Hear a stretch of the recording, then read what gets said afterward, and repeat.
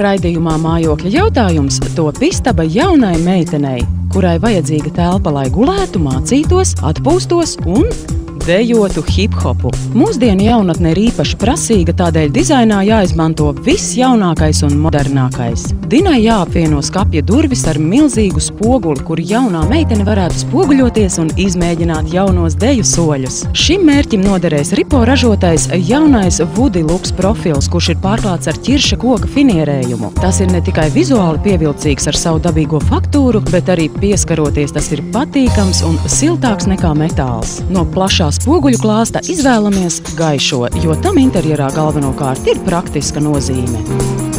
Domājot par logu noformējumu, Dina nav īsti pārliecināta, tomēr nolemj riskēt, izvēloties klasiskās rūtiņas, šoreiz zaļā un zilā tonī.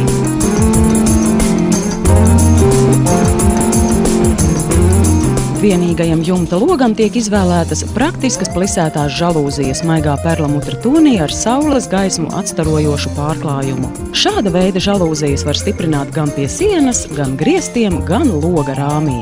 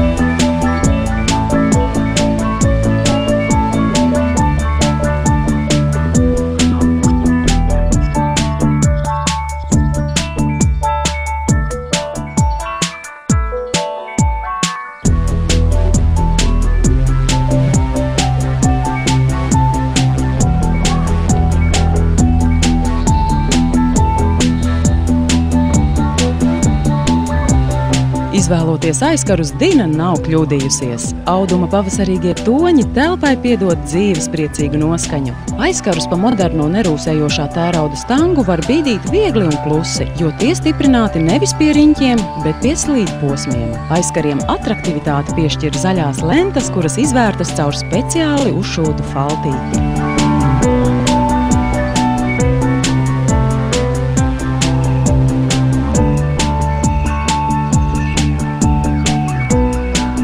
Priekšā skapim, kurš ir izveidots telpas stūrī, esam uzmontējuši lielas, bīdāmas durvis ar spoguli. Tas noderēs ne tikai, lai sapostos, bet arī deju treniņiem. Jaunais Ripo ražotais Woody Lux profils ir pārklāts ar ķirša koka finierējumu. Līdz ar to tas ir ne tikai vizuāli baudāms un izskatās pēc dabīga koka, bet pieskaroties ir siltāks un patīkamāks nekā metāls.